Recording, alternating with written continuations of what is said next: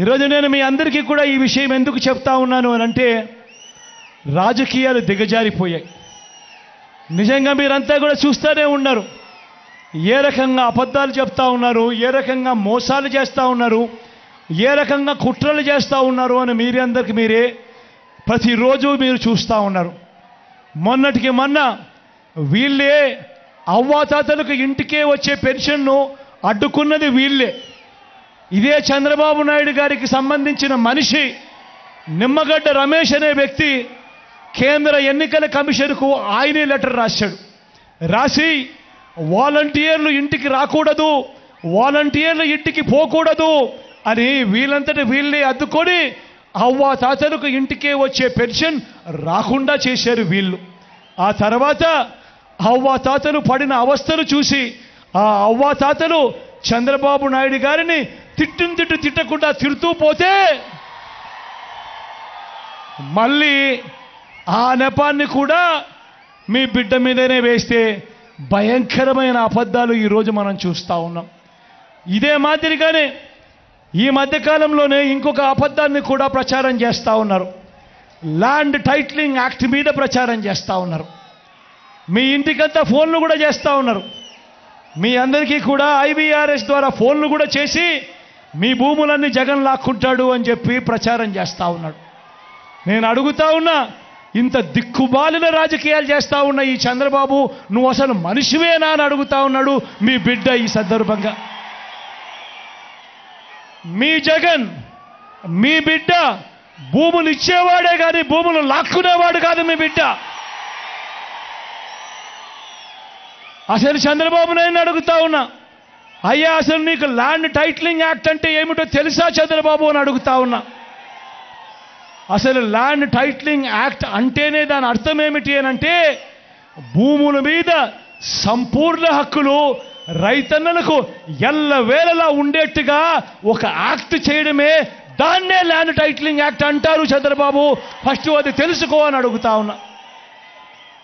ఇవాళ ఇదే పెద్ద మనిషి చంద్రబాబు నాయుడు గారు చేస్తూ ఉన్న తప్పుడు ప్రచారాలకు ప్రతి ఒక్కరికి తెలిసి ఉండాలి. కాబట్టి ఈరోజు మీ అందరితో కూడా ఒక 2 నిమిషాలు దాని గురించి చెబుతా. ఈ ల్యాండ్ టైటిలింగ్ యాక్ట్ అన్నది రాబోయే రోజుల్లో ఒక పెద్ద సంస్కరణ అవుతుంది. ఎందుకంటే ఈరోజు ఏ భూమి ఎక్కడ కొనాలనుకున్నా కూడా ఆ భూములన్నిటిలో కూడా ఈరోజు వివాదాలు ఉన్నాయి. ఆ భూముల్లో ఎక్స్టెంట్ అన్నా తక్కువ ఉంటుంది, సబ్ డివిజన్ అన్నా జరగకపోయి ఉంటుంది, సర్వేలన్నా జరగకపోయి ఉంటాయి, రికార్డులన్నీ అప్డేట్ కాకపోయి ఉంటాయి.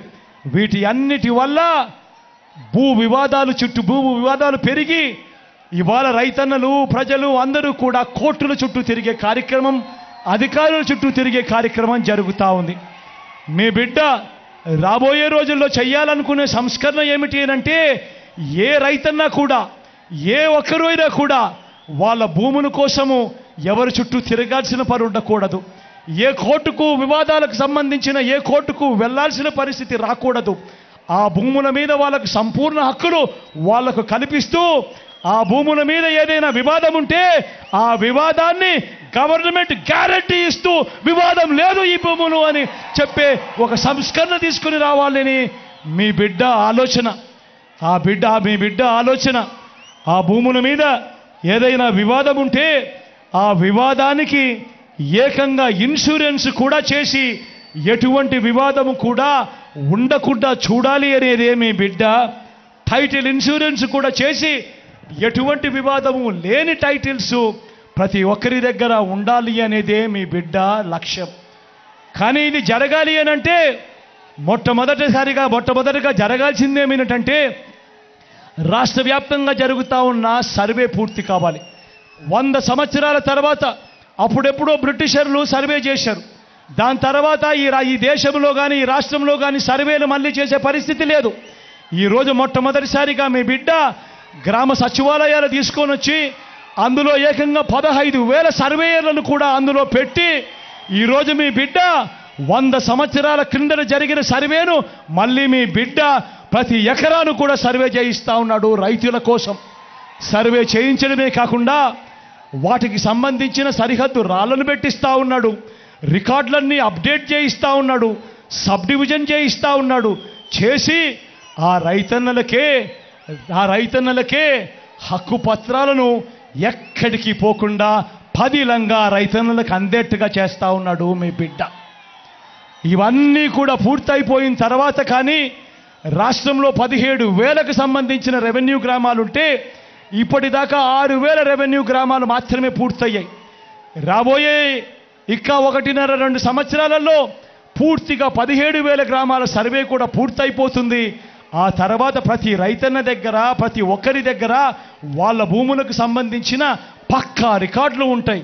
సర్వే చేసిన భూమి ఉంటుంది, సరిహద్దులు పాతిన భూములు ఉంటాయి, రికార్డ్స్ అన్ని అప్డేట్ అయిన భూములు ఉంటాయి, సబ్ డివిజన్ జరిగిన భూములన్నీ కూడా పూర్తి హక్కులతో ఆ రైతన్నులకు, ఆ పేదలకు, వాళ్ళందరికీ కూడా వాళ్ళ దగ్గర ఉంటాయి. అటువంటి పరిస్థితిలో ఆ పరిస్థితి వచ్చిన తర్వాత ఈ ల్యాండ్ టైటిలింగ్ యాక్ట్ తీసుకొని వచ్చి ఏ స్థాయిలోకి తీసుకొని పోతామోనంటే ఆ భూములకన్నిటికీ వివాదాలు ఏదైనా వస్తే ప్రభుత్వం గ్యారంటీ అని చెప్పే పరిస్థితిలోకి తోడుగా ఉండే కార్యక్రమమే ఈ ల్యాండ్ టైటిలింగ్ యాక్ట్ అన్నది ప్రతి ఒక్కరూ కూడా తెలుసుకోమని కోరుతూ, చంద్రబాబు చెప్పే అబద్ధాలు, చంద్రబాబు చేసే మోసాలను ఏ ఒక్కరూ కూడా నమ్మొద్దు అని చెప్పి ప్రతి ఒక్కరిని కూడా ప్రార్థిస్తా ఉన్నా.